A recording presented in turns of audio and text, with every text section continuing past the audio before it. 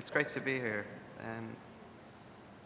Okay, so my presentation is called Democracy in Default, ?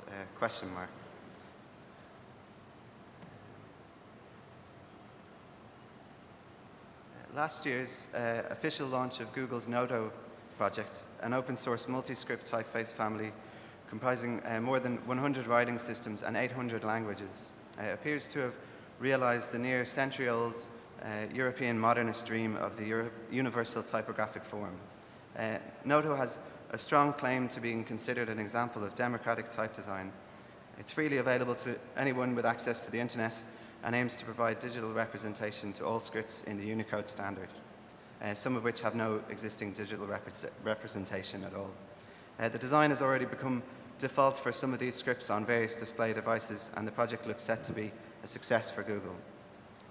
But the world is a place much changed since modernist designers first developed their utopian proposals for universal forms of communication, and our increasingly globalized and networked environment continues to complicate our understanding of what democratic design might look like.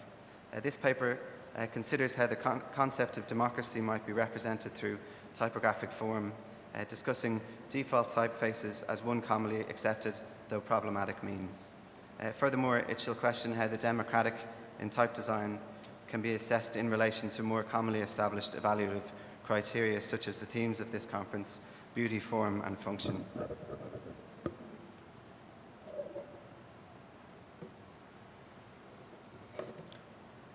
As a way into the discussion today, I want to begin by looking at the example of the German graphic design studio Hort's redesign of the Bauhaus Dessau Foundation's visual identity from 2011.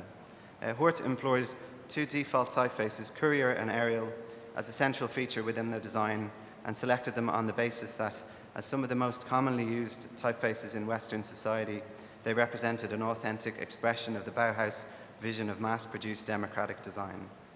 The project's association with the original Bauhaus school situates this rationale squarely within discourse surrounding the universal typographic form, as manifested by various modernist type designs during the 20th century, most famously Herbert Bayer's universal alphabet, which, according to Ellen Lupton, embodied the notion that a single typeface reduced to its minimal components could most efficiently meet the needs of a universal culture.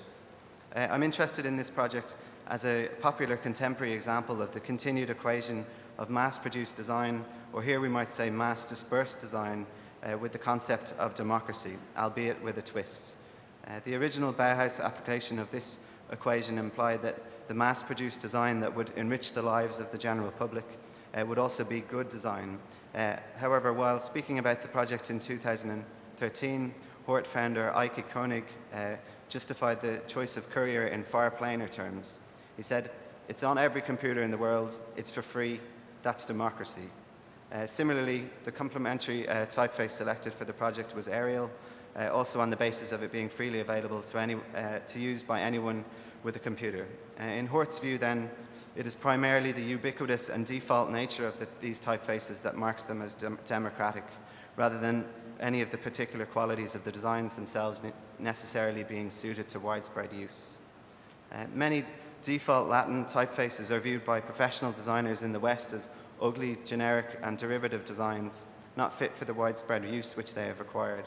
Indeed, one suspects that it is this perception of default typefaces that lies at the root of Hort's decision, as Arial, in particular, is widely regarded, along with designs like Comic Sans, as a typographic bête noire, as has written Paul McNeill. And the idea of associating an esteemed bastion of high culture like the Bauhaus with such lowly typographic forms no doubt held some provocative appeal.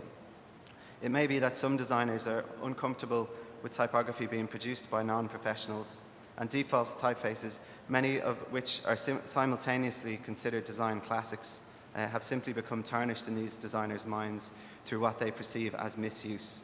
In any case, these default typefaces have proliferated and shaped the typographic landscape in many parts of the world to become a contributing factor in which the exclusive and valuable identity of the design and the designer of the past century is replaced by a creative mass who use the free design tools and worldwide networks to be part of the designed world. Over the years, a rift has emerged, which has become more pronounced as global brands seek to differentiate themselves using type. Commercial companies have their expensive but bespoke designs. The masses have whatever comes packaged with their computers, or whatever is given away for free. These designs become universalized by accident, by default. In the article, Universal Faces, Ideal Characters, Robin Kinross traces the development of the modernist dream of the universal typeface, one that meets all needs of composing and printing technology, of legibility, of aesthetics, of phonetic and semantic representation. From the early experiments of Just Schmitz and Bayer at the Bauhaus through to Adrian Frutiger's Univers and OCRB and beyond. Of all these designs, the systematically conceived Univers is singled out as the one that had the greatest, if still an unrealistic, claim to universality, it having been published in the 1950s in the context of post-war recovery and technological and social optimism, and growing to incorporate non-Latin versions over time. And though Kinross argues that Univers seemed the typeface of that moment, when international agencies and multinational companies were still bathed in the glow of that optimism, as is well known, it was Univers' contemporaneous rival Helvetica that went on to supersede it as the typeface of international capitalism, as that optimism began to fade and globalization gathered increasingly frenetic pace. In Univers Strikes Back, a paper first delivered at the ATypi conference in 2006 and subsequently revised by Ellen Lupton, and subsequently revised and published in Helen Armstrong's Graphic Design Theory, Ellen Lupton attempted to uncouple the notion of universal design from its strictly modernist heritage. She holds that postmodernism exposed the ideal, this is a quote, of universal communication as naively utopian at best and oppressively colonial at worst, and that universal design, as it is emerging now after postmodernism, is not a generic neutral mode of communication. Rather, it is a visual language enmeshed in a technologically evolving communications environment, stretched and tested by an unprecedented range of people. Individuals can engage this language on their own terms, infusing it with their own energy and sensibilities in order to create communications that are appropriate to particular publics and purposes. Lupton's original paper contained a proposal, apparently highly ill-received at the time, this is in 2006, for the world's type designers to each offer one design to the world for free, so as to improve the diversity of quality type designs available for use by the general public, for designers and non-designers alike. She argues that typography is a vast public resource that ought to be developed consciously by designers who understand its value outside of its immediate commercial context and who are aware of its ability to shape culture at large. Lupton's argument that the typographic needs of the many could be met by designers willing to give up their time for this greater good shares much in common with the ideas of the environmental designer and theorist Victor Papanek, who believed that the genuine, this is a quote, genuine needs of humankind have often been neglected by the designer. Papanek advocated for designers to give up 10% of their working time to pursue non-profit projects, and his book, shown here, Design for the Real World, Human Ecology and Social Change, had a significant impact on the development of environmental and sustainable design practice and theory. While many of the specific examples outlined in the book, which was originally published in 1971, now feel outdated, some of the more theoretical dimensions of Papanek's writing have endured the passage of time more robustly. And I would argue that the function complex, which is sort of shown on the right-hand side here, in particular, as outlined in the first chapter of the book, is one such theoretical formulation that could be considered important in relation to the present discussion. The themes for this conference are beauty, form, and function in typography, which as criteria with which to address the broadly socio-political basis of this presentation require further unpacking. Though it must also be said that these are not uncommon as criteria that might be used to assess the quality of type design and typography in general. After all, the isolation of form and function as determining categories is one of the most enduring legacies that modernism has gifted the practice of design, or saddled it with, depending on your view. Our conference themes also appear to take a cue from Max Bill, who stated that beauty ought to be added to the mix of evaluative criteria, arguing that the demand for beauty has to be set on the same level as a functional demand, since it is a function too.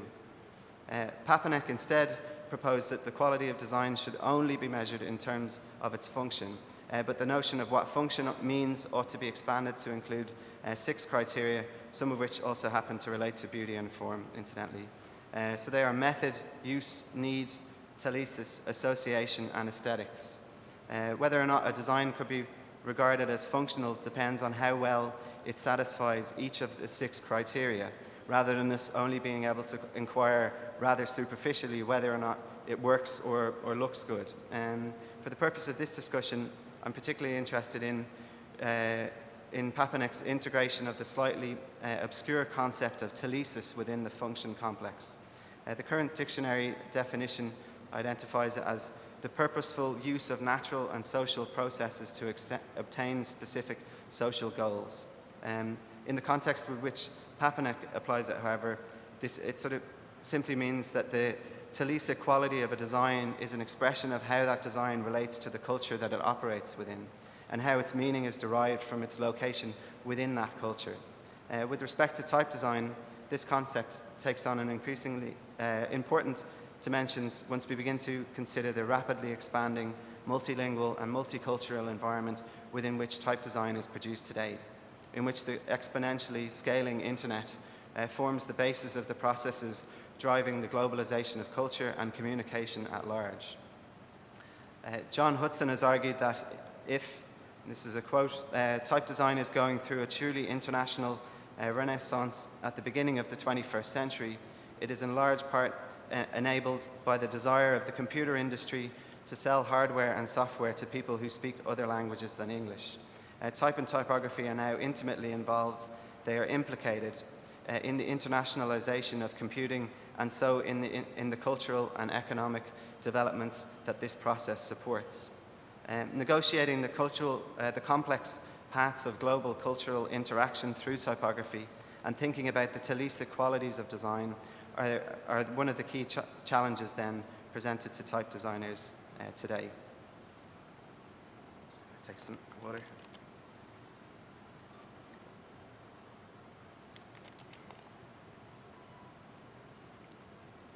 This leads me back to Google's multi-script typeface Noto, which has been produced in collaboration with Monotype. Google's stated aim with the project is to eliminate tofu, the empty graphic blocks that appear when a computer or device does not have font support to display a particular character, so named after the alleged visual likeness to the food. You can see them here on the left-hand side, those empty kind of graphic blocks beneath the text. The word Noto is an abbreviation of no tofu, and by designing a typeface family that houses all the world's languages, Google hopes that this typographic problem can be eradicated for good.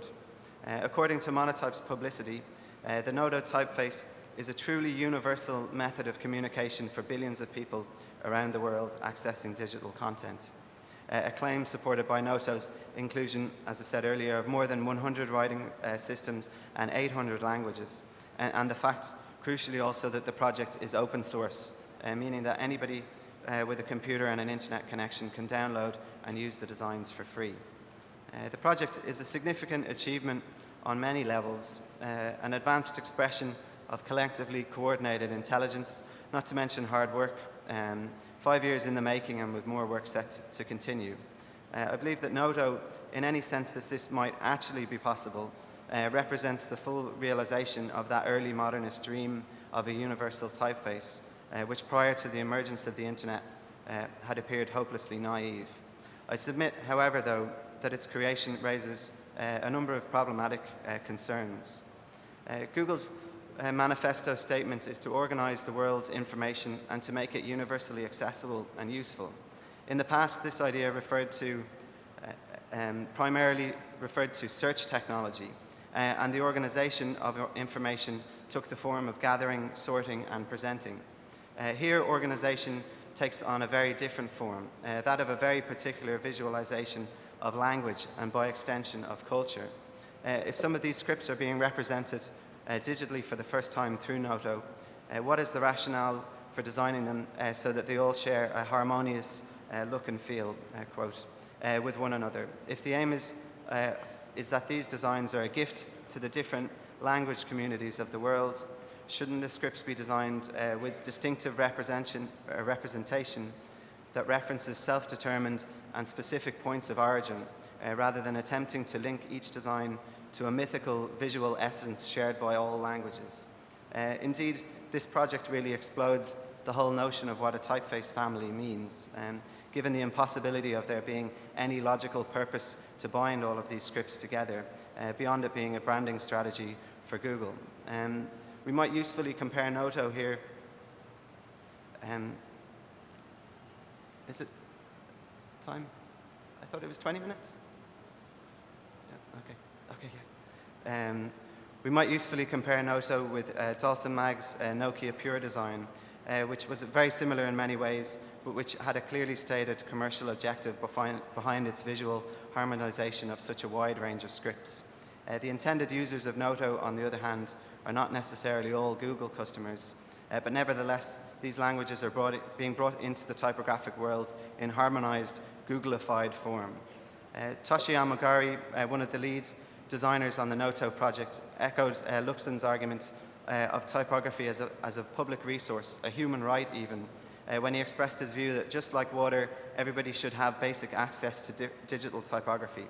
As mentioned at the beginning of this talk, Noto is likely to become a default typeface for many of its languages, and this brings us back to that starting point. If democracy in typography is about widespread use and ease of access, is Noto a democratic design? It is free to use and appears to offer typographic expression to some language communities who lack that. And yet this expression, whatever its point of global origin, will be funneled through a thoroughly Western conception of what constitutes design. In her aforementioned talk, Lupton refers to the philosopher Pierre Lévy's theorization that the internet has given birth to a new universal without totality, a universal where it is the multiplicity of our voices communicating with one another online that defines our collective experience as human beings. Quote, whereas the old modernist mode of universality dreamed of neatness, completeness, and closure, the new universality becomes more diverse and chaotic the bigger it gets. Conversely now, I would argue that Noto brings us right back once again to exactly that old modernist mode of universality. It is a universal with totality once again restored as the ideal. The existence of different languages and cultures is acknowledged, but the differences between them are visually minimized through design. I wonder whether, despite its stated intentions, Noto appears to be as much about erasing cultural difference as it is about preserving and extending the use of language. So just to conclude, reflecting on his own experience as a designer of multi-script typefaces, John Hudson, who is also credited with contributing to the Noto project, has written that as the living artifacts of distinct cultures encounter and interact with the global culture of computer technology, mass communication, and international capital, they are unlikely to remain unaffected by the experience. If the rich traditions of these scripts are to survive and enhance the common future of a globally connected world, they will need to find vibrant expression in the context of today's technology. This point is very well articulated, and in critiquing the Noto project as I have done here, I do not want to disparage the efforts of individuals involved with it, who have elsewhere spoken about the care taken to respect the cultural traditions of the different scripts incorporated within the project. It is the project's overarching rationale, its totalizing aspiration, that I take issue with. I think it would have been possible to fund type design work on the world's languages and eliminate tofu in a more diverse and thus more truly democratic manner. The project is freely available for all to use, and it's precisely because of this that I believe it should not have been conceived with pan-language harmony as an objective which I believe only makes sense from a commercial perspective. Type design shapes culture and is part of culture. Should the world's typographic voices then not be as distinctive and diverse as the cultures that speak through them? That's it.